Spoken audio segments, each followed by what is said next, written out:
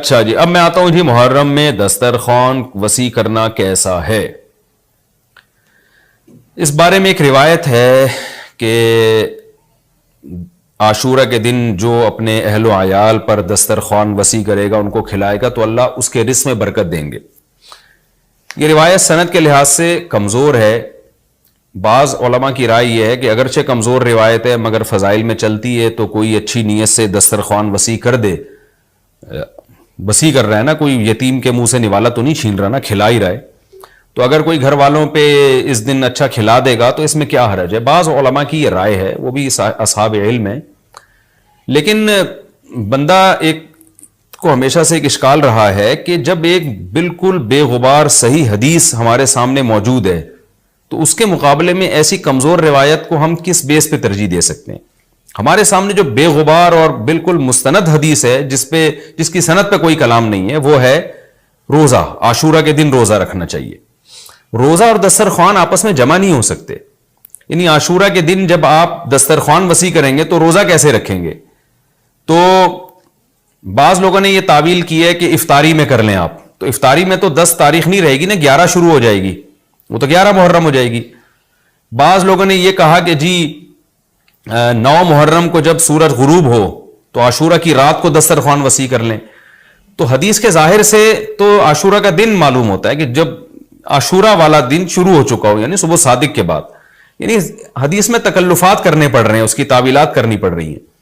تو اس بارے میں علامہ ابن تیمیہ رحمہ اللہ کی رائے ہمیں بہت صحیح معلوم ہوتی ہے. انہوں نے یہ لکھا ہے کہ اصل میں ہوا یہ تھا کہ جب شیعہ حضرات نے عاشورہ کے دن کو منحوس سمجھنا شروع کر دیا کہ یہ منحوس دن ہے اور اس میں غم کا دن ہے، تو بعض سنیوں نے ان کے مخالفت میں نا اس کو خوشی کا دن منانا شروع کر دیا. یعنی ہوتا ہے نا، آپ کسی کی مخالفت میں حد سے تجاوز کرتے ہیں، تو انہوں نے خوشی کے دن کے لیے اس میں کھانے پینے کی روایتیں گڑھ لی، کھاؤ پیو کھلاؤ پلاؤ، تاکہ بالکل ان کی مخالفت ہو.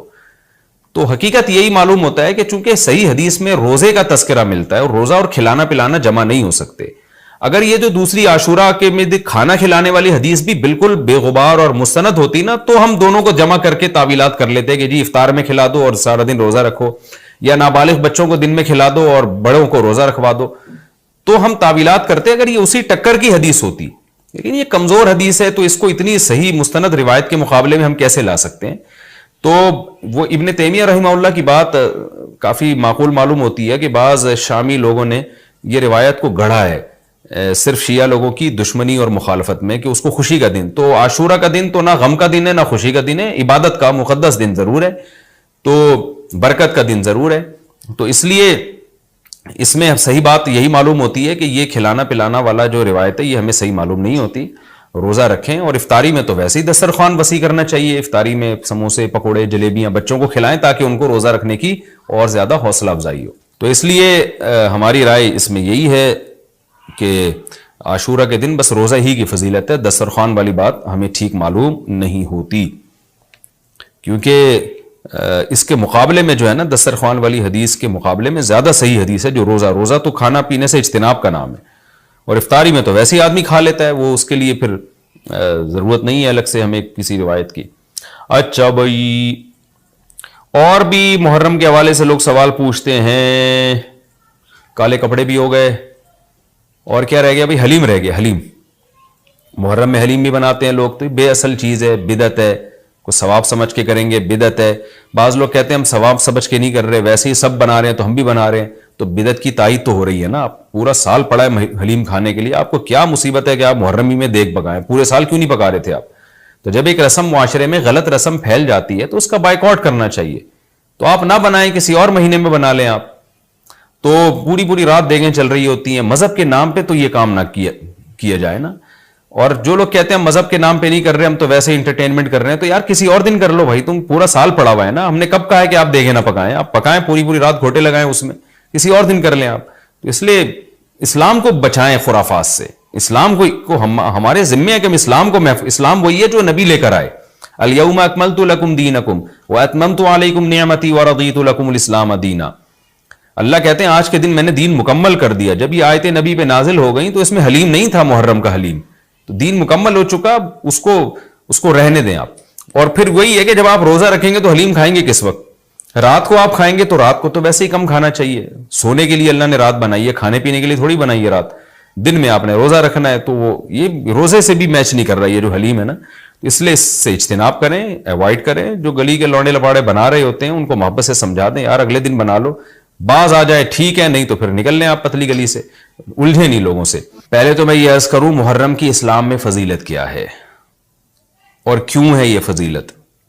رسول اللہ صلی اللہ علیہ وسلم نے فرمایا کہ محرم کو آپ صلی اللہ علیہ وسلم نے شہر اللہ قرار دیا ہے. صحیح حدیث ہے کہ آپ صلی اللہ علیہ وسلم نے فرمایا, صحیح مسلم کی حدیث ہے کہ رمضان کے روزوں کے بعد سب سے زیادہ جو روزے افضل ہیں وہ شہر اللہ المحرم, اللہ کے مہینے محرم کے ہیں, یعنی اللہ کی طرف اس محرم کی نسبت کی جا رہی ہے. تو یہ ایک بڑی فضیلت کی چیز ہے. اور قرآن میں جن 4 مہینوں کو محترم قرار دیا ہے, عرب ان مہینوں میں جنگ و جدال کو حرام سمجھا کرتے تھے کہ یار یہ ناجائز ہے, اس میں جنگ نہیں کرنی چاہیے, ان مہینوں کا احترام لازم ہے. ان میں 4 مہینوں میں محرم بھی ہے, محرم, رجب, ذی الحجہ, ذی قعدہ, ذی الحجہ, یہ 4 مہینے ہیں جو محترم ہے. لیکن اس میں پھر رجب بھی داخل ہے اور ذی قعدہ بھی اور ذی الحجہ بھی, تو یہ بھی ہے. اور 10 محرم کے روزے کی بڑی فضیلت ہے. آپ صلی اللہ علیہ وسلم نے فرمایا 1 سال کے گناہوں کی معافی کا ذریعہ بنتا ہے. لیکن آپ نے فرمایا کہ یہودیوں کی مشابہت نہ کرو, کیونکہ یہودی 1 روزہ رکھتے ہیں تو ہم 9, 10 یا 10, 11 2 روزے ملائیں گے.